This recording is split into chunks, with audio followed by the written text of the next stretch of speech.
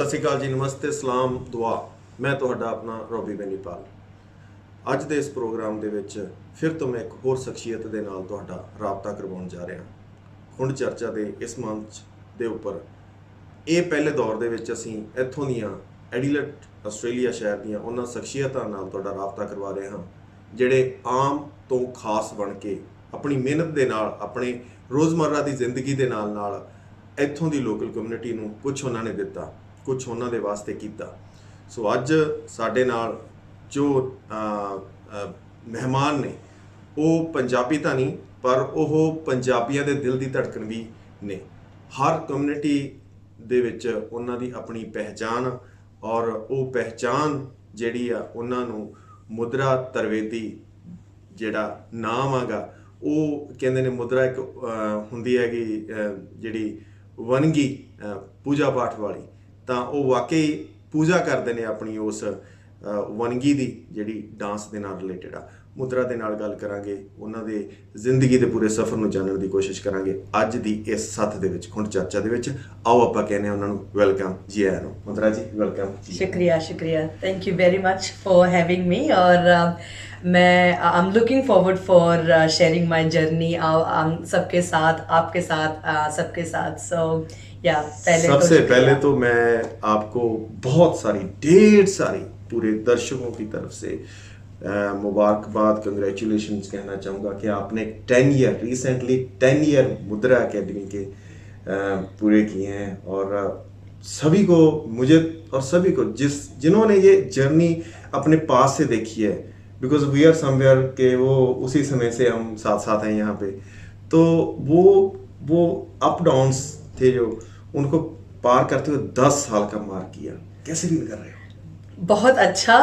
Actually लग रहा है, एक सपने जैसा लग रहा है कि लग रहा है अभी अभी तो फ्लाइट से उतर के एडलेड आई थी और पता नहीं था कि यहाँ पे नए देश में आके, नए शहर में आके, नए लोगों के बीच में क्या करूँगी, कैसे करूँगी।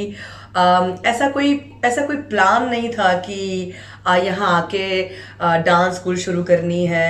बस ये एकदम नेचुरली जैसे हो गया कि जैसे मेरी पैशन कह लो और लोगों का सपोर्ट कह लो, और अभी सब एक सपने जैसा लग रहा है। और 10 साल के बाद जहाँ पे हूँ, ऑब्वियसली गर्व महसूस तो हो ही रहा है और खुशी भी बहुत हो रही है कि इतना सोचा नहीं था, उतना हो गया, मिल गया। और हाँ, अप्स एंड डाउन आए, बट आई थिंक मैं ऐसा मानती हूँ कि अगर डाउन्स नहीं आते हैं ना, तो वो जो अप्स है ना, उनको हम एम्ब्रेस और इन्जॉय नहीं कर सकते। सो आई एम हैप्पी कि जो सफ़र रहा और जहाँ पे अभी हूँ, अभी और भी करना है। 10 साल हुए हैं, अभी और 10 साल, और जब तक डांस कर सकूँ और सिखा सकूँ, तो I am looking forward for the next decade of journey. क्या बात है। इसको बोलते हैं जी जिंदा दिली।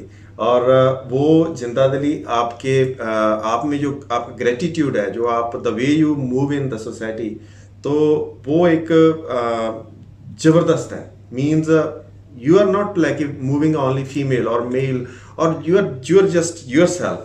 तो वो आपकी अपनी इमेज है और उसका एक अपना ऑरा है, उसके आसपास उसमें मुद्रा ही हो जाता है, सब कुछ उसमें मिक्स हो जाता है। So that's what I felt from last many years as I'm watching you from far away, from close।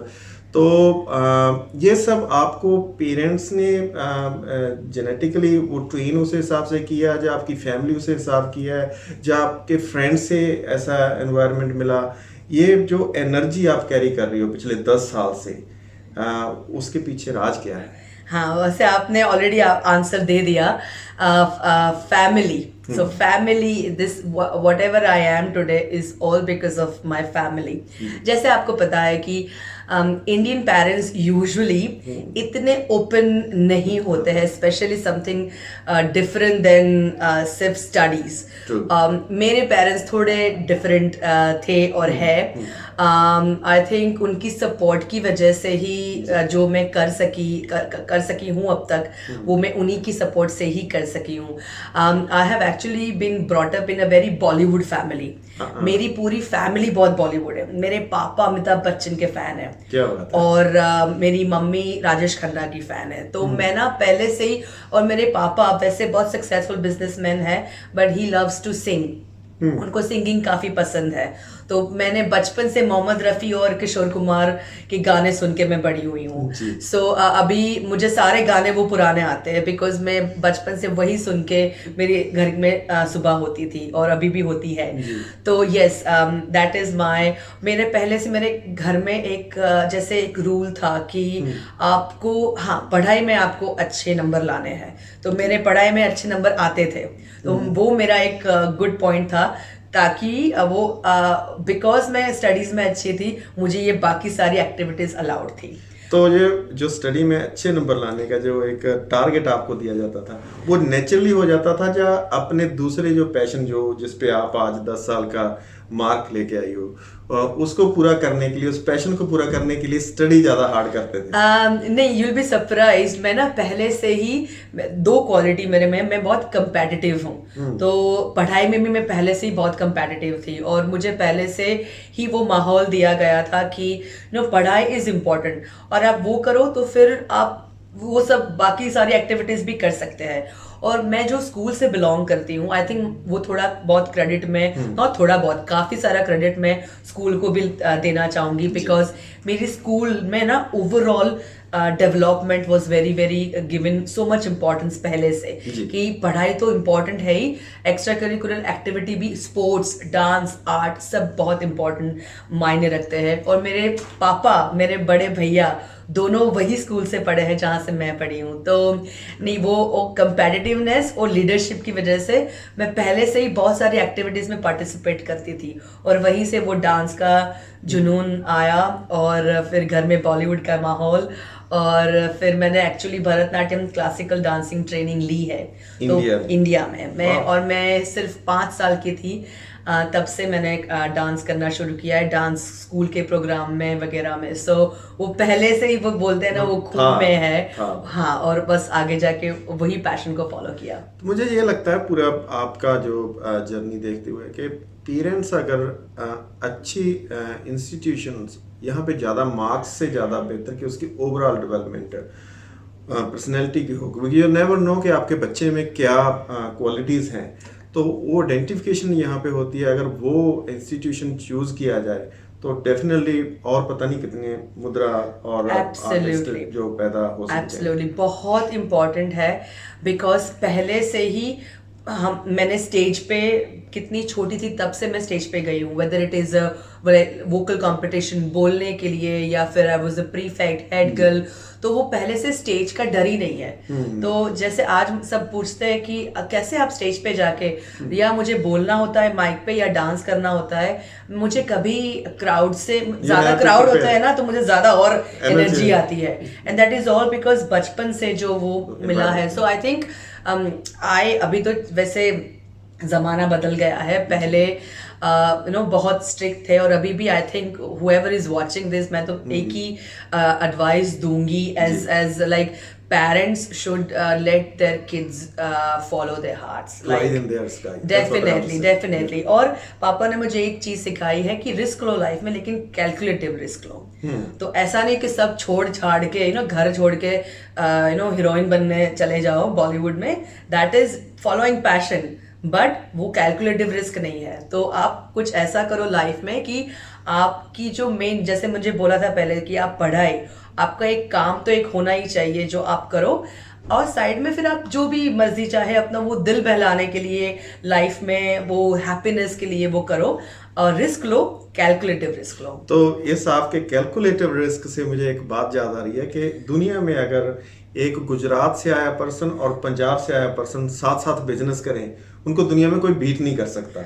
I agree, absolutely। तो आप में दोनों क्वालिटीज साथ साथ हैं कि आपके फादर आपको बोलते कैलकुलेटिव रिस्क लो, because risk is basically comes from Punjab side, people they take risk but they don't calculative, they just take risk, बाद में कैलकुलेट करते हैं। गुजराती लोग ना दिमाग से तो गुजराती लोग उस हिसाब से रिस्क लेते हैं। So this is really good combination, and that's the reason कि आप अभी यहाँ पे इस स्टेज तक अपने आप को लेके आई हो, और उस गुजरात के कौन से शहर गांव से? वडोदरा। सो वडोदरा। दो नाम है, बड़ौदा कह दो या वडोदरा कह दो, बरोड़ा कह दो। या so born and brought up in Vadodara, Gujarat से। बचपन की कोई जो आपको याद हो, जिससे आज जब 10 साल का आप सेलिब्रेशंस कर रहे थे तो वो रिफ्लेक्ट करती हो आपके दिमाग में और सोचते हो कि यार ये वहां से आया है? कभी होता है कुछ ऐसा बचपन में? हाँ, एब्सोल्युटली। मैं जहाँ पे डांस सीखने जाती थी, वो भरतनाट्यम सीखने जाती थी, मेरी साउथ इंडियन टीचर थी। और जब मैं जाती थी वैसे मैं देखती थी कि कैसे वो सबको सिखाते हैं। फिर वही जो मेरा एनुअल इवेंट अभी हुआ ना, ऐसा ही एनुअल इवेंट में मैं पार्टिसिपेट करती थी एज अ स्टूडेंट। और वो पहले से ही और स्कूल में नॉट ओनली मैं परफॉर्म करती थी, वो जो मैनेजमेंट की कमेटी होती थी ना, हर बार कुछ मैनेज करने में, कमेटी मॉनिटर बनने में, प्रीफेक्ट बनने में, मेरा हाथ हमेशा ऊपर रहता था। सो वो पहले से वो इनिशिएटिव लिया है मैंने, तो वो पहले से देखा है और वो मुझे करना था। तो इसीलिए आई थिंक नेचुरली भी आ गया कि ये टीचर सिखाते वैसे मैं भी कर सकती हूँ। हाँ, स्कूल के प्रोग्राम में खुद कोरियोग्राफी करती थी, मैनेजमेंट में हेल्प करती थी, वॉलंटियरिंग करती थी। तो आई थिंक वो सब मिक्स होके अभी ना कुछ भी अगर कोई भी अपॉर्चुनिटी मिलती है, मैं कभी ना नहीं बोलती। आई ऑलवेज से कि कोई भी लाइफ में अपॉर्चुनिटी मिले ना, एक बार नेवर से नो। एक बार जान लो, पहचान लो, नहीं है तो फिर मत लो, बट कभी भी वो बाहर से जाने मत दो अपॉर्चुनिटी को। सो बिल्कुल अपॉर्चुनिटी की बात करेंगे। जब हम अपॉर्चुनिटी के लिए डोर खोलते हैं, वो अपॉर्चुनिटी किस रूप में आती है आपके पास, उसके पीछे क्या होता है, ये जानने की कोशिश करेंगे। इनकी लाइफ में आगे आगे क्या हुआ ये हम जानेंगे। हमारे साथ ऐसे ही बने रहना। इस ब्रेक के बाद फिर हम आपको मिलते हैं खुद चर्चा के नेक्स्ट सेगमेंट में।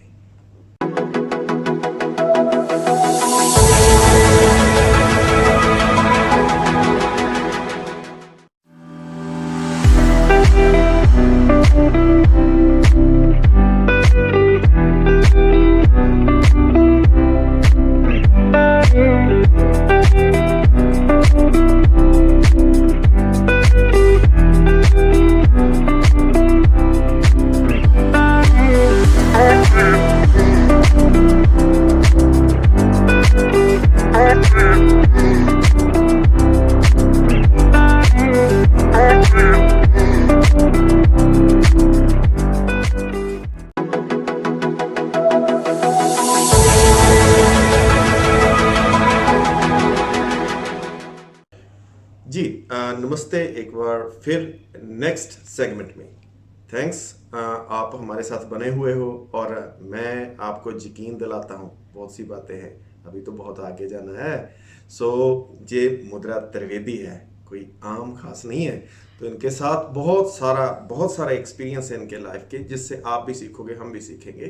तो मुद्रा जी, अपॉर्चुनिटी की बात कर रहे थे हम। लाइफ में वो इंसिडेंट्स हमारे साथ शेयर करो जहां पे आप सोचते हो कि वो आपको अपॉर्चुनिटी नहीं लगी थी फर्स्ट रिफ्लेक्शन में, मगर एक्चुअल में वो अपॉर्चुनिटी थी और आपने उसको ग्रैब कर लिया और बाद में जाके आपको लगा कि yes, it was good decision. Definitely. मैं अभी जिस अपॉर्चुनिटी के बारे में बात करूंगी, शायद उसी की वजह से मैं यहाँ पे आपके सामने आज बैठी हूँ। तो बहुत अच्छा क्वेश्चन है आपका। और जैसे वो मैंने बोला कि कभी कोई अपॉर्चुनिटी को ना मत नहीं बोलना चाहिए। सो और जैसे आपने बोला कि वो पहले मुझे अपॉर्चुनिटी नहीं दिखी थी, तो मैं ऐसा नहीं कहूँगी कि वो नहीं दिखी थी, मुझे इतनी नहीं दिखी थी। तो क्या हुआ, कैसे ये मैंने शुरू किया।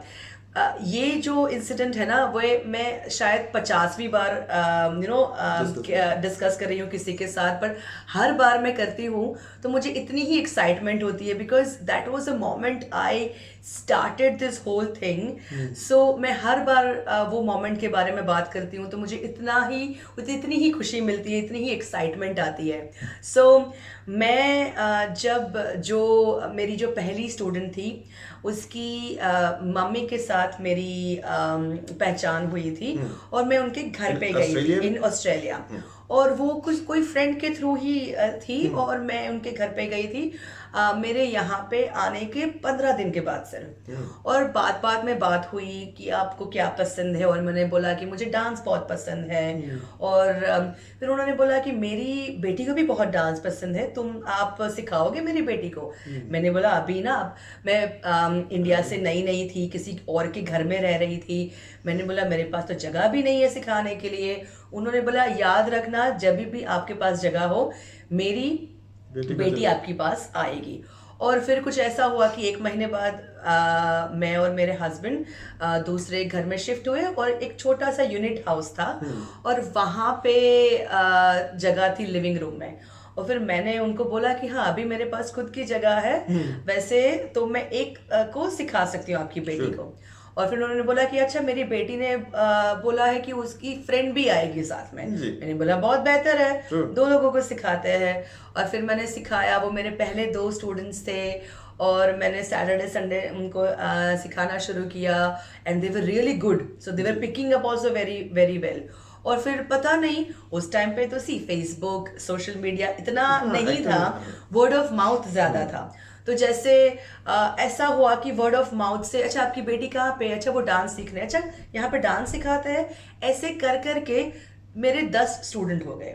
और वही लिविंग रूम में, मुझे अभी भी याद है, वही लिविंग रूम में मैं वो सारे काउचेस वगैरह को हटा के जगह करके मैं सिखाती थी सैटरडे संडे को।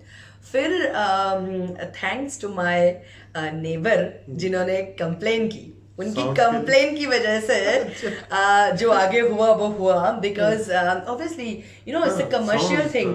हमें तो पता नहीं था कि अच्छा ऐसे घर में 10 लोगों को नहीं सिखा सकते, 10 लोगों के पेरेंट्स आते जाते, it's a nuisance for others ना। तो फिर उन्होंने कंप्लेन की यूनिट हाउस की, यहाँ पे कुछ चल रहा है वीकेंड पे। तब जाके पता चला, मैंने रिसर्च किया सारा कुछ कि अच्छा यहाँ से अभी मुझे आगे हॉल हायर करना पड़ेगा, यू नो सारी फॉर्मेलिटीज, इंश्योरेंस, ये वो सारा कुछ मैंने प्रॉपरली रिसर्च करके फिर हॉल में शुरू किया।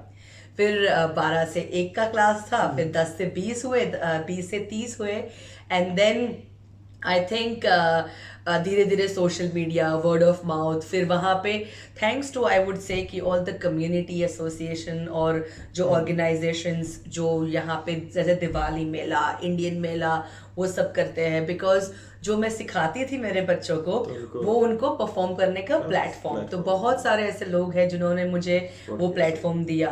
और मेरे लाइफ का एक रूल है कि जो मुझे वो इनिशियल डेज में जो मुझे सपोर्ट करते हैं ना, मैं उनको कभी भूलती नहीं हूँ, और कभी किसी को भूलना नहीं चाहिए, बिकॉज यहाँ पे ये मुकाम पे आके तो सारे लोग जुड़ना चाहेंगे आपके साथ, बट वो जो पहले आपके साथ जुड़े हुए हैं वो वही लोग हैं जो उन्होंने सपोर्ट किया था आपको जब आप कुछ नहीं थे, तो वो बहुत मायने रखता है। और देन धीरे धीरे करके मैं फिर आगे जाके इंडियन एसोसिएशन की कल्चरल सेक्रेटरी बनी, कमेटी में आई, और लोग जानने लगे, और बस फिर वहां से then rest is the history.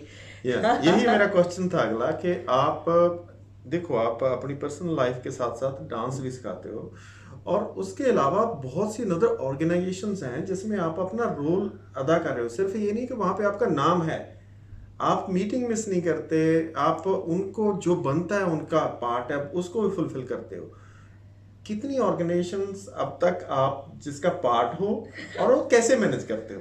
हाँ, वैसे बहुत ऑर्गेनाइजेशन के पार्ट बनी, फिर दूसरा ऑर्गेनाइजेशन, तो बहुत सारे मेनली लाइक विमेन ऑर्गेनाइजेशंस थे, इंडियन एसोसिएशन थे, वेरियस इंडियन एसोसिएशन थे। वैसे आपको पता है कि इंडियन कम्युनिटी में कई सारे होते हैं, तो I try to give everywhere, whether वो दिवाली मेला हो या गणपति फेस्टिवल हो, इंडियन मेला हो, कोई भी होली मेला हो, चिल्ड्रंस डे हो, सारी जगह पे यू नो मैं इन्वॉल्व थी।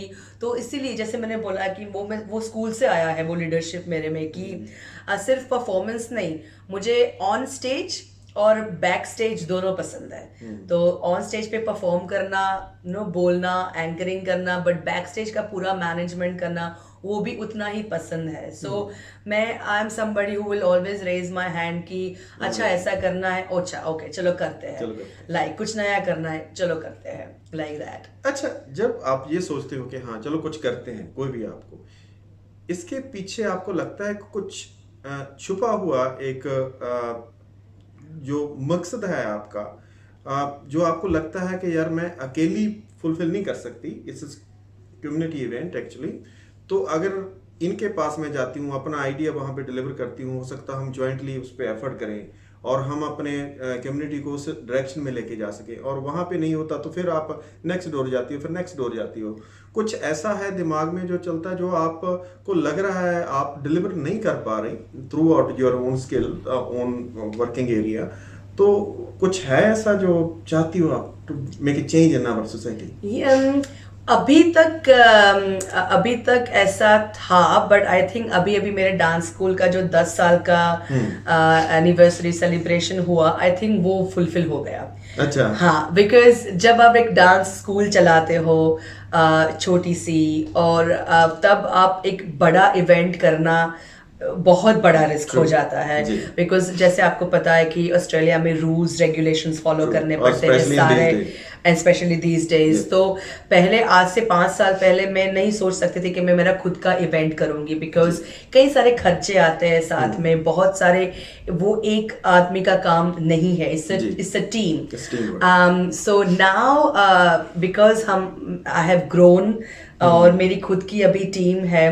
पहले 8 साल तक मैं सिर्फ खुद सिखाती थी बच्चों को, अभी मेरे पास खुद 4 से 5 लोगों की टीम है जो सिखाती है, 15 ग्रुप्स है, और वो सारा रिफ्लेक्ट हुआ जब हमने हमारे ये 10 साल एनिवर्सरी का सेलिब्रेशन का इवेंट किया, कि सबने अपने अपनी जो भी रिस्पॉन्सिबिलिटीज थी वो निभाई। कितने वॉलंटियर्स थे जो सामने से आके जुड़ना चाहते थे, जुड़े। तो वो जो हमारा जो एक इवेंट था, जो मेरा एक सपना था कि मुझे किसी की मदद से नहीं, एज इन आउटसाइड ऑफ मुद्रा डांस एकेडमी, खुद के बलबूते पे, खुद की टीम के साथ खुद का इवेंट करना है, जिसमें सारे सिर्फ हमारे बच्चे डांस करें, और वही हुआ, तो वो फुलफिल हो गया है मेरा। This is called female empowerment, यही होती है। अच्छा, हमारी सोसाइटी में स्पेशली क्या होता है कि जब मेल काम करता है, कुछ भी करना चाहता है, फीमेल्स की कोशिश होती है, you are not giving me time, मुझे समय नहीं देते, आप काम पे लगे रहते हो।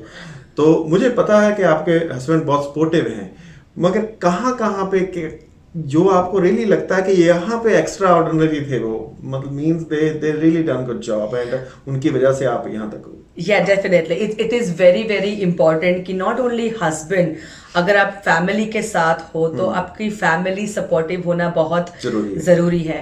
तो आई थिंक मेरे हस्बैंड ने पहले से देखा था कि कैसे मेरी फैमिली सपोर्टिव रही है, तो मैं कैसे पली बड़ी हूँ is very different to usual Indian family, क्योंकि मेरे पापा, मेरे mummy papa, they are very, वो ना मेरे फ्रेंड्स के फ्रेंड्स बन जाते हैं, इतने ओपन माइंडेड और फ्रेंडली है, तो वो देखा है। तो मेरे हस्बैंड को पता था कि ये ऐसे माहौल से आई है और यहाँ पे मेरा भी सपोर्ट चाहिए होगा। और हमारे बीच में क्या है कि he was also always in वो बोलते हैं ना अनकन्वेंशनल बिजनेस। जो नॉर्मल लाइफ क्या होती है कि हस्बैंड वाइफ 9 to 5 काम करे, घर आए, खाना बनाए और सो जाए, लाइक दैट। हमारी पहले से अनयूजुअल रही है, because he is also into into retail food business, normal hours नहीं थे उनके भी, मेरे भी। I have always, a lot of people don't know, but मैंने हमेशा डांस स्कूल के अलावा मेरी जॉब भी रही है, मैंने यहाँ पे मेरी MBA की पढ़ाई की है। तो हमारे पहले से ही स्केड्यूल इधर उधर रहे हैं, तो हमारे पास एक दूसरे के सबको सपोर्ट करने के अलावा कोई ऑप्शन ही नहीं था। और वो करके हमें अच्छा भी लगा कि चलो इवनिंग क्लासेस होती है, इवनिंग शिफ्ट होती है, डांस क्लासेस होते हैं, पढ़ाई होती है, सबको मिला के सब कुछ वर्कआउट हो गया। तो देखिए, ये अगर आप US और कनाडा या किसी और कंट्री में हमें देख रहे हो, किसी भी स्टेज पे, किसी भी दिन, किसी भी समय, तो मैं जिनके साथ बात कर रहा हूँ ये फर्स्ट जनरेशन है जो इंडिया से ऑस्ट्रेलिया में आई है। ऑस्ट्रेलिया इज जस्ट, हम बहुत पहले लोग हैं और हमने यहाँ पे आके बहुत सा कुछ वो ग्राउंड तैयार कर रहे हैं। तो उस समय में आके आप जो मुद्रा जी हमें बता रहे हैं कि कैसे कैसे पूरा तैयार किया। अभी तो बहुत सारी ऑर्गेनाइजेशंस हैं जो इस इंडस्ट्री में उनको एक प्लेटफॉर्म आपने तैयार करके दे दिया। तो आप एक हमारे पास इस सेगमेंट के थोड़े से मिनट्स रह गए हैं, तो क्या एक ब्रीफली उनको एडवाइस देना चाहोगे कि before you get in this area of work और पैशन, किन किन चीज़ों का ध्यान रखना चाहिए जो आपने कहीं ना कहीं मिस की होंगी या इंसिडेंट से लर्न किया होगा? In terms of like events और अगर वो डांस एकेडमी कर रहे हैं या कुछ भी कर रहे हैं जो कल्चर के साथ रिलेटेड एक्टिविटीज है। हाँ, आई थिंक जो जिन लोगों के साथ आप काम करते हो ना, उनको संभालना it's very very important, because वही लोगों ने आपको बनाया है। तो वो बहुत ज़रूरी है कि आप वो अपने लोगों को अच्छी तरह से रखें। वो एक, मैंने कभी स्टूडेंट टीचर जैसा बिहेव नहीं किया। It was always like a family. आप फैमिली के जैसे काम करो और अगर आपको कुछ अचीवमेंट्स मिले तो आप यहाँ की बजाय यहाँ पे चलो, तो सारी आई थिंक मुश्किलें दूर हो जाएगी। बिकॉज कभी अपने आप को दूसरों से बेहतर मत समझो। हाँ, हमारे में जो है स्ट्रेंथ, लेकिन हमारे में कहीं वीकनेसेस भी है, तो वो दूसरों की स्ट्रेंथ और वीकनेसेस के साथ मिला के कैसे टीम वर्क हम कर सकते हैं, वो बहुत इंपॉर्टेंट है। अपने लोगों का ख्याल रखो और just be kind to everybody, बहुत इंपॉर्टेंट है। ज़मीन पे चलो और साथ में मिलके काम करो। ये आजकल नॉट ओनली डांस स्कूल में, कोई भी ऑर्गेनाइजेशन को देख लो, ये चीज़ें बहुत ज़रूरी है। जी बिल्कुल। अगले जो पार्ट में, अगले सेगमेंट में हम बात करेंगे कि पेरेंट्स हैं जो अपने बच्चों को किस नज़र से देखें और उनमें से जो स्किल है उनकी उसको कैसे आइडेंटिफाई करें। बिकॉज मुद्रा जी बच्चों के साथ बहुत कनेक्टेड हैं और उनके बिहेवियर को बहुत अच्छी तरह से रीड करते हैं। So we trying to get more information throughout the next segment. So मिलते हैं जी ब्रेक के बाद। तब तक खाना ले आओ, चाय ले आओ, मगर टीवी के सामने ही रहना है आप। ठीक है जी। जी।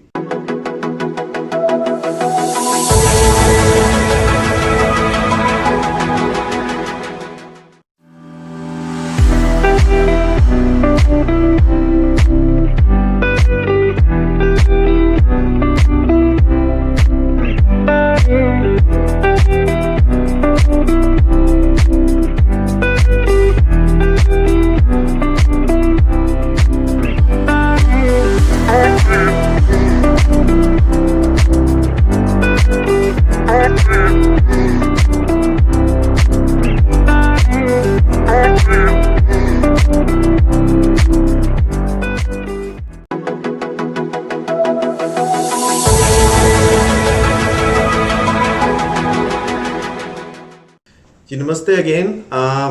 मुझे लगता है आप हमारे साथ ही हो। हाँ, मुझे पता है हमारे साथ ही हो, स्माइल कर रहे हो ना, इसीलिए। तो आपके साथ अभी हम बातें शेयर करेंगे, मुद्रा जी से जानने की कोशिश करेंगे कि जो बच्चे हैं हमारे बच्चे, जब मैं बोलता हूँ वो पूरे हमारी सोसाइटी के बच्चे हैं। बच्चा चाहे वो नेबर के घर में पैदा हुआ है और वहाँ पे बड़ा हो रहा है, मगर वो सोसाइटी का बच्चा होता है। अगर हम उस बच्चे की लुक आफ्टर नहीं करेंगे तो वो हमारे बच्चे के साथ मिक्सअप होके जो भी वहाँ से अच्छा बुरा सीखेगा तो उसको भी सिखाएगा।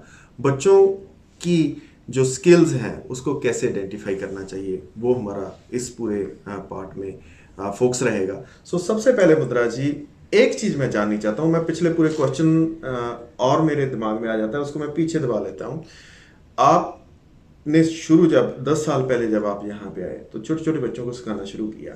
उन बच्चों में से आज तक बच्चे आपके पास बहुत आ रहे हैं, किसी में लगा कि ये मुद्रा है इसमें से? हाँ, आप किसी ने आइडेंटिफाई किया कि ये मेरे जैसी है? है कुछ ऐसा? Absolutely.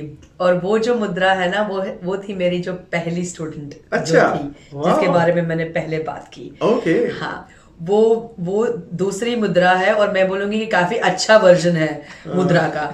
And I would like to actually talk about her कि वो मेरी पहली स्टूडेंट थी और 10 साल पहले मेरे साथ जुड़ी थी, जो आज भी मेरे साथ है और अभी वो स्टूडेंट नहीं रही है। She is actually one of the dance instructors of मुद्रा डांस एकेडमी। और उन्होंने पहली बार ऑब्वियसली बीच में पढ़ाई की वजह से थोड़ा ब्रेक लिया था, अभी अब वो सिखाती है। नाम है ध्वनि पटेल और अभी she is a dance instructor इन मुद्रा डांस एकेडमी। और ये जो एनुअल इवेंट हुआ उसमें ध्वनि का पार्ट बहुत बड़ा था। ना कि ध्वनि ने सिखाया मेरे एक ग्रुप को, बट बैक स्टेज मैनेजमेंट में भी बहुत मेहनत की और बहुत हेल्प की। और उनके जो ग्रुप का जो परफॉर्मेंस था, इट स्टूड आउट और उसमें दिखा कि वो ये ध्वनि की क्रिएटिविटी है। तो आई एम सो प्राउड। जैसे बोलते हैं ना कि मेरी बच्ची अभी देखो कितनी बड़ी हो गई है। और जब मैं आई थी यहाँ पे I was 23 years old and now she is 21 year old। तो मैं अभी एक्चुअली मैं देख रही हूँ ध्वनि में खुद को जी। आप मुद्रा हो, ठीक है, वो ध्वनि है, तो नेक्स्ट ओम आ रहा है या शिव आ रहा है? शिव तो मेरे पास ही है वैसे मेरे ओम में। नहीं, she is very very talented and बहुत सारे और टैलेंटेड बच्चे हैं मेरे डांस स्कूल में, जिसको मैं देखती हूँ उनको, तो मुझे लगता है कि चलो my dance school will be in capable hands. ऐसे बच्चे अभी से मेरे पास मेरे ध्यान में है कि आगे 10-15 साल के बाद जब मैं थक जाऊंगी तो वो ही जनरेशन है मेरी नेक्स्ट जो पूरी डांस स्कूल को आगे चलाएगी। अच्छा, पेरेंटिंग साइड, पेरेंट्स आज से 10 साल पहले की पेरेंटिंग यहाँ पे जो है उनका माइंडसेट और आज के पेरेंट्स का माइंडसेट, इसको आप कहाँ पे डिफरेंशिएट करते हो? Yes definitely. मेरे डांस स्कूल में ना मैं एक रिवाज है कि कभी भी मेरे और बच्चों के बीच की जो कम्युनिकेशन है, it's not only related to dance. आप आओ, मैं सिखाऊं, आप मुझे पैसे दो और goodbye. That is never. I actually establish relationship. हमारे सारे ग्रुप्स में एक है कि रूल है कि जैसे मैं हूँ या मेरे डांस इंस्ट्रक्टर है, हमें ब्रेक का टाइम जो बीच में दिया जाता है, हम सर्कल करके बैठते हैं बच्चों के साथ, हम पूछते हैं आपके वीकेंड का प्लान क्या है।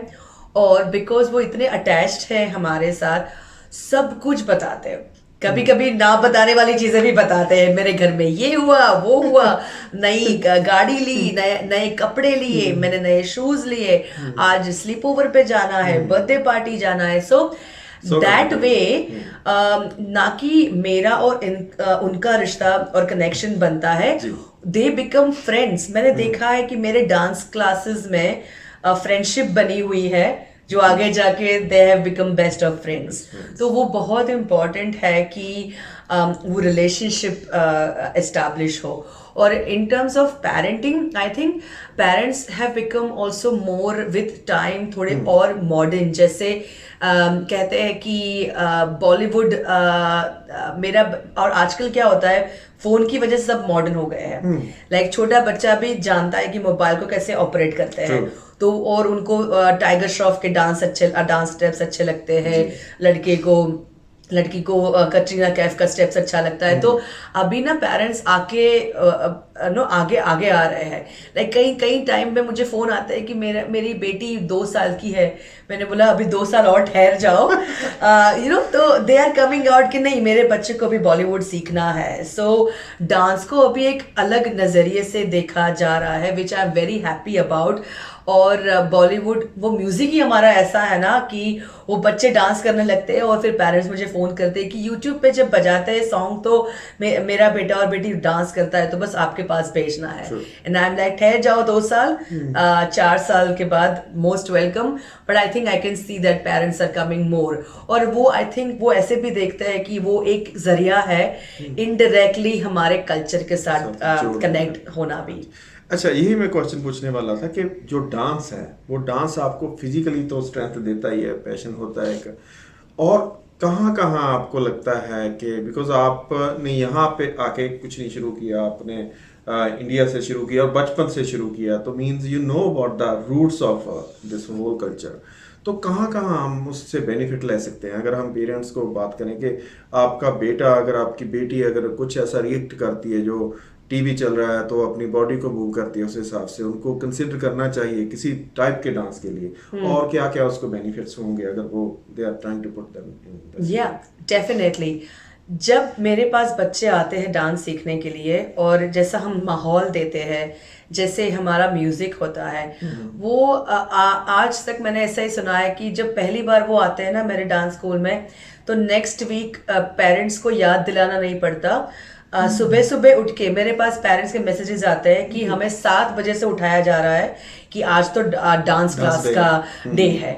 तो वो the kids look forward to not only come to the dance class, वो मेरे फ्रेंड्स को मिलना है, मुझे मिलना है, मुझे नया ड्रेस दिखाना है, मुझे कई सारी बातें करनी है मेरे साथ। So I think they look forward for this in the weekend। और कभी कभी इसी वजह से मैं स्कूल हॉलीडेज में भी डांस क्लास कंटिन्यू करती हूँ, बिकॉज वो बोलते हैं कि स्कूल हॉलीडेज में तो सब कुछ बंद होता है, तो और क्या करें। नहीं, और अभी भी वही हुआ है कि मेरा डांस स्कूल का एनुअल इवेंट खत्म हो गया, अभी 2 महीने की छुट्टी है, तो दिवाली आ रही है, क्रिसमस आ रही है, और सारे पेरेंट्स मुझे मैसेज कर रहे हैं कि बच्चे बोल रहे हैं कि अब क्या करें।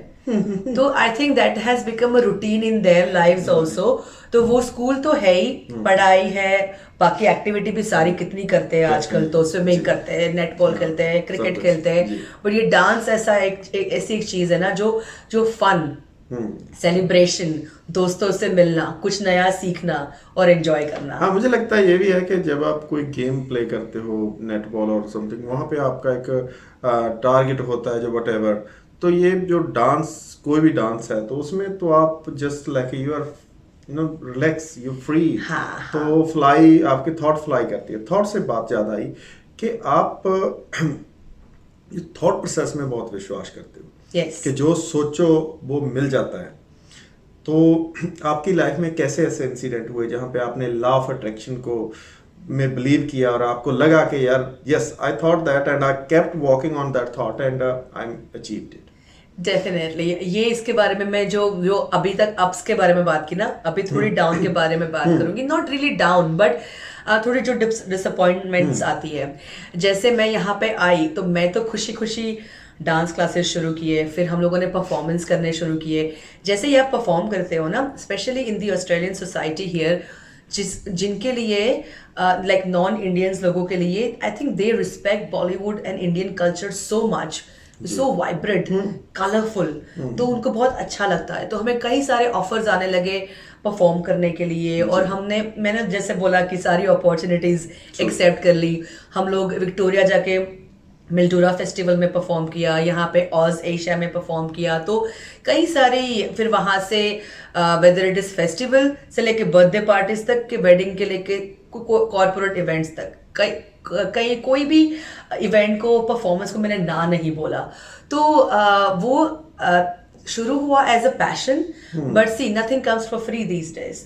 तो it turn into a profession, जो मुझे बिल्कुल ठीक लगा कि हाँ सही बात है, अगर इतना एफर्ट दे रहे हैं आप, इतना समय आप दे रहे हो, आप सिखा रहे हो, आपके कॉस्ट्यूम के आपका ना एक्सपेंस होता है, आपके हॉल के rent, so many expenses are covered in that. So वो प्रोफेशन जब हुआ ना, तब थोड़ी बहुत बातें होती है, बिकॉज इंडियन सोसाइटी में डांस को एज अ प्रोफेशन बनाना it's not sometimes taken as कि हाँ अच्छा आप डांस करते हैं, अच्छा तो आप और क्या करते हो, you know like that। so अगर वो सुन के अगर मैं घर पे बैठ गई होती कि नहीं यार ये तो सब लग रहा है कि ये डांस को प्रोफेशन बनाना चाहिए या फिर सिर्फ हॉबी रखूं, वो नहीं सुना मैंने अपनी खुद की सुनी कि नहीं ये मैं कर सकती हूँ, मेरी जॉब भी रहेगी, मैं पढ़ाई भी करूंगी और ये भी करूंगी साथ में, मेरी लाइफ है, मुझे जिससे खुशी मिलती है वो मैं करूंगी। और मुझे नहीं लगता कि ये प्रोफेशन कुछ बुरा है, और वो अच्छा किया कि वो मैंने सोचा उस टाइम पे। अगर लोगों की सुन के अगर मैं वहां पे स्टॉप हो चुकी होती तो मैं यहाँ पे आज यहाँ पे आपके सामने नहीं बैठी होती। सो बहुत सी बातें और करनी है, समय बहुत भागता जा रहा है। मुझे तो ये लग रहा है कि इस समय को होल्ड कर लूँ यहीं पे, बट यस, समय कभी नहीं रुकता, महाभारत की तरह। तो अभी हम वापस आएंगे जी छोटी सी ब्रेक के बाद, फिर हमको मिलते हैं।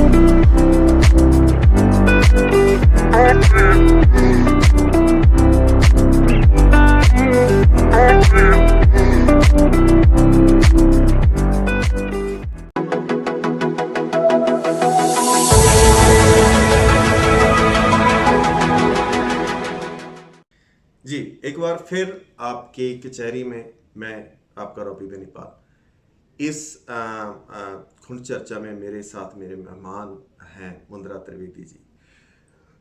मुद्रा जी, अभी बहुत सी अच्छी अच्छी बातें हुई, कितना अच्छा हुआ। तो अभी हम ये भी जानना चाहेंगे कि यहाँ पे जब आप सेटल डाउन हो रही थी तो हार्ड टाइम कहाँ कहाँ पे देखा, और कौन सा एरिया है जो इस सोसाइटी में आपको लगता है यार करेक्ट हो जाए ना तो we can rule the world. Absolutely, I think मेरा ऐसा मानना है, मैं हमेशा से बोलती हूँ कि माई लाइफ माई रूल्स।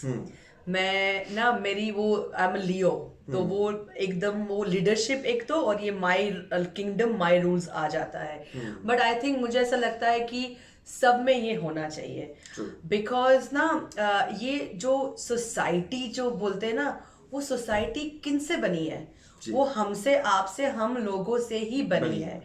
तो हर बार ना वो जो लोग क्या कहेंगे ना, अगर दो चीजें अगर हम भूल जाए कि एक तो लोग क्या कहेंगे और दूसरा अगर लोग कहना बंद करेंगे, सो ये दोनों से आई थिंक बहुत कुछ बदलाव आ सकता है। लाइक आई एम समबडी कि आप अगर कल आपको सक्सेस मिलती है तो मैं आपकी सक्सेस पार्टी में ज्वाइन होंगी, आपको मैं बोलूंगी कि अच्छा ऐसा करो और सक्सेस मिल सकती है, ना कि मैं आपको बोलूँ आपसे वो इनसिक्योरिटी कि ये भला मेरे से आगे क्यों निकल जाए। मैं तो हमेशा बोलती हूँ कि अरे ज्यादा टैलेंट होगा तो इसलिए वो वहां पे है। और सो आई थिंक वो जो एक दूसरे को जो वो सपोर्ट करना है ना, वो बहुत जरूरी है।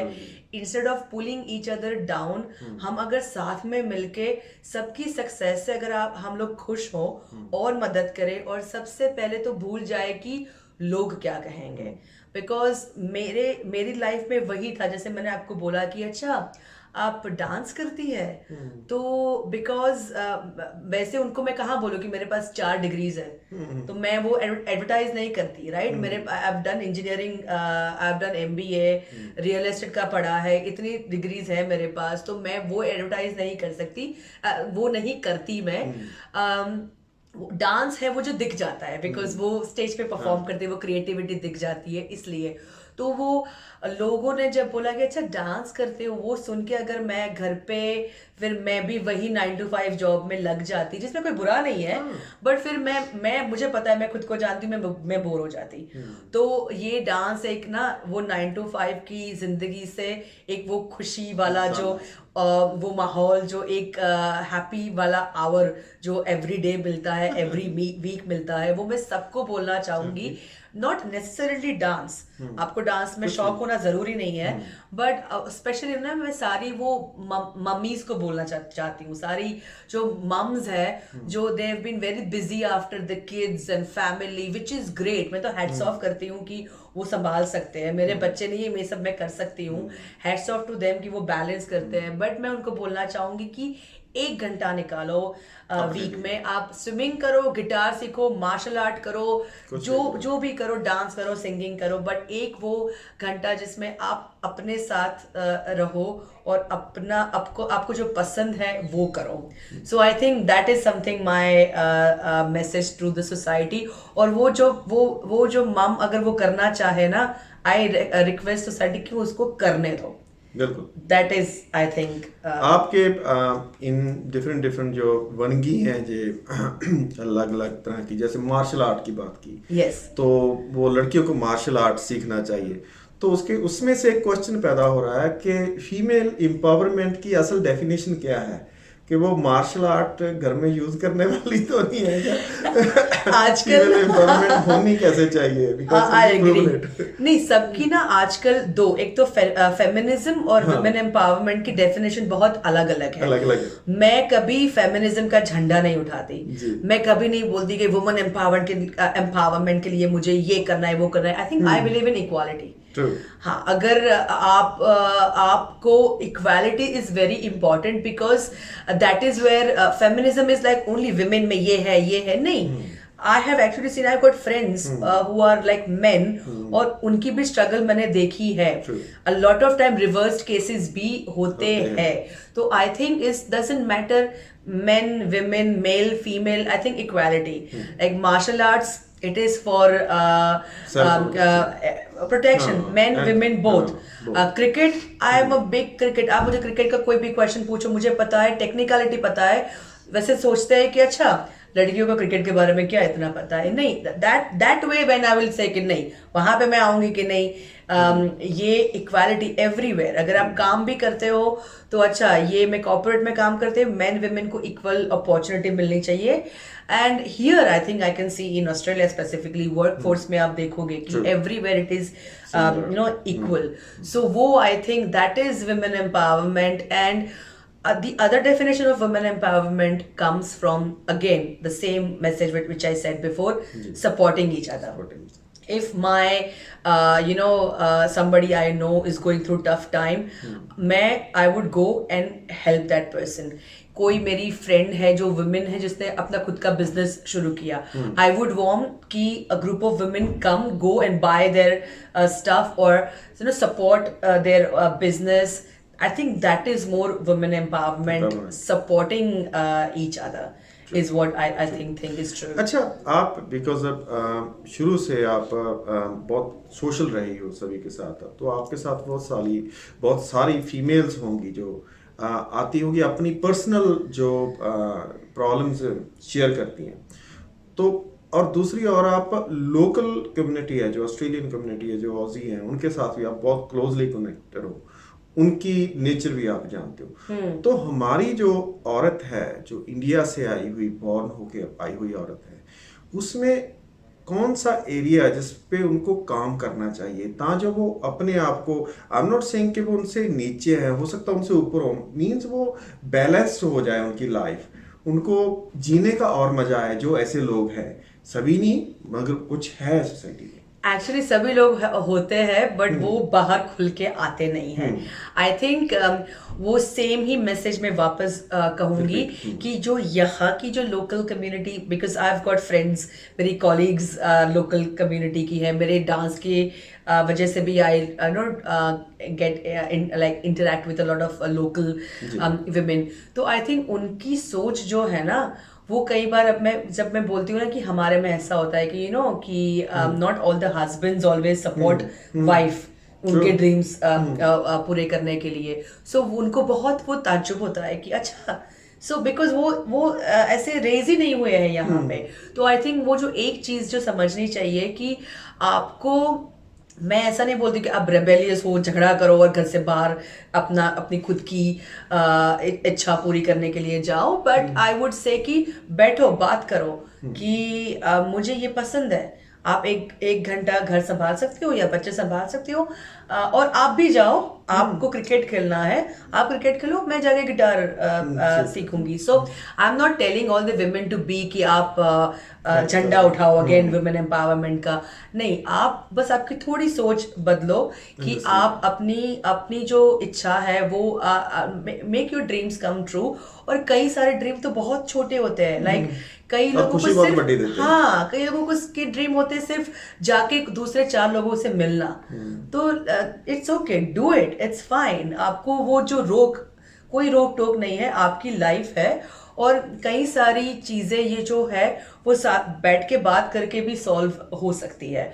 और जैसे आपने बोला वो बहुत सही है, मुझे कई सारे विमेन का जो मैं कभी मिली नहीं हूं ना, उनके मैसेजेस आते हैं, दे टेल मी कि we see you the way you live your life and all that, और वी गेट रियली इंस्पायर्ड, और वो अपने खुद की प्रॉब्लम्स मेरे साथ शेयर वो करती फीलिंग है। अंदर दबी है, मगर उनको पता नहीं चल रहा है कि कैसे बाहर निकालें इनको। और मैं उनको वही बोलती हूँ कि मैं भी मेरी खुशी हर बार शेयर करती हूँ।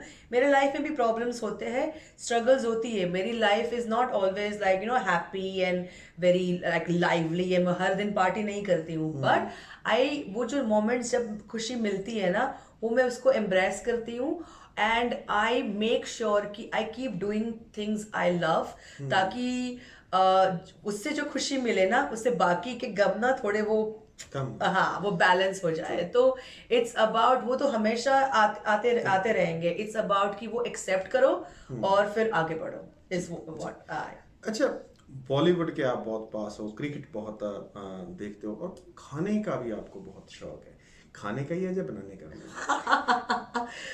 खाने का बहुत शौक है, बनाने का इतना है नहीं। अच्छा। और वो अगेन वो आ गया ना कि वो किसी किसी की क्या क्या खूबी होती है। जी। तो मैं हमेशा बोलती हूँ कि the only art I know is dancing. Dancing। हाँ, उसके अलावा सारी, मैं पेंट में सीधी लाइन भी ड्रॉ नहीं कर सकती। जी। खाने का बहुत शौक है, अच्छे अच्छे रेस्टोरेंट को एक्सप्लोर करती हूँ, अच्छे अच्छे कैफेज को ढूंढ के लाती हूँ। मुझे बहुत अच्छे अच्छे हिडन जगहों को ढूंढ के वहां पे जाके खाने का एक्सप्लोर करना बहुत अच्छा लगता है। बट आई एम लकी कि मेरे हस्बैंड बहुत अच्छे कुक है और खुद की कैफेज और रेस्टोरेंट्स है, तो मुझे इतना देखना नहीं पड़ता, इन विच आई एम वेरी लकी। आप ट्रैवल भी बहुत करते हो, तो अब तक वैसे तो आपको अगर ये सवाल पूछा जाए कहाँ कहाँ, तो आप बोलोगे पूरी दुनिया घूमना चाहते हो। तो अब तक जहाँ जहाँ तक घूमे हो, बेस्ट प्लेस कौन सी रही? ग्रीस और स्विट्जरलैंड। Switzerland। या because Greece I am all about ocean, और it's all about beach in islands है ग्रीस में। और स्विट्जरलैंड में पहली बार मुझे समंदर के अलावा पहाड़ों से प्यार हुआ। So I think Switzerland made me fall in love with mountains. उससे पहले मैं सिर्फ ओशन पर्सन थी, और स्विट्जरलैंड में मुझे माउंटेन पर्सन भी बनाया। तो बहुत खूबसूरत, जो वो यश चोपड़ा की, बिकॉज पूरा बॉलीवुड भरा हुआ है ना, जी। तो कोई भी जगह स्विट्जरलैंड में आप जाओ, इवन ट्रेन से बाहर देखो, तो वो यश चोपड़ा की मूवी का सीन ही दिखता है। तो because I am a Bollywood person, I think Switzerland and Greece takes the top part. Australia में सबसे अच्छी जगह कौन सी लगी आपको? क्वींसलैंड, बिकॉज मुझे ना समर बहुत पसंद है, तो मेरे लिए वेदर बहुत इंपॉर्टेंट है। जब गर्मी होती है, सनशाइन होती है, तो I am on a different level. मुझे ठंड बिल्कुल पसंद नहीं है, तो Queensland is the place where, वहां पे तो सर्दी में भी 20s के ऊपर टेम्परेचर रहता है, तो दैट इज वन प्लेस। अगर मुझे एडलेड बहुत पसंद है, तो लेकिन अगर मैं एडलेड को चलो आगे जाके छोड़ना पड़े, मैं कभी छोड़ना नहीं चाहूंगी, तो एक और कौन सी सिटी है जहां पे मैं जाना चाहूंगी, which will be Gold Coast. Gold Coast, क्या बात है। सो बहुत मन कर रहा है, बहुत सी बातें करते हैं, बट आपके पास भी बहुत सारा कंटेंट है जो आप शेयर कर सकती हो लॉन्ग टाइम, मगर हमारा समय इजाजत नहीं देता। पूरा समय ऑलमोस्ट वी रीच देयर कि यहाँ पे हम इस जर्नी को स्टॉप लगाना है। एक पूरा सम अप क्या करोगे आप पूरी अपनी लाइफ को, मुद्रा त्रिवेदी को, उसके अंदर कैसे कैसे सम अप करते हो? I will only sum up my life in one thing, that I've always followed what my heart has said, always followed my own instincts, and always followed my own passion, and there is no alternative to hard work. Like I've had 17 hours of working days, weekends pe kaam kiya hai, but when you get the results, it's absolutely everything is all worth it. So if you want something, if you want to achieve something, keep working on it like this, वो like a horse. दूसरा लोग क्या बोल रहे हैं, क्या कह रहे हैं, क्या कर रहे हैं, उनसे आपको कोई लेना देना नहीं है। You just follow what your heart says. जी, ये थे मुद्रा त्रिवेदी जी। तो इनके साथ बात हुई, जैसे ये बता रहे हैं कि फोकस करो, मैं आपका चेहरा भी देख रहा हूँ, आप भी बहुत एनर्जेटिक हो इनसे, और अभी इस एनर्जी को यूज करना है किसी काम के लिए। मुद्रा जी, बहुत बहुत थैंक्स, आपने हमें ज्वाइन किया। नहीं, thank you very much for having me, actually शुक्रिया, बहुत मजा आया। तो अगले किसी प्रोग्राम में फिर आपके साथ मुलाकात होगी। इसी तरह हंसते रहो, बसते रहो, जिंदगी को जिंदाबाद रखो। जिंदगी जिंदाबाद।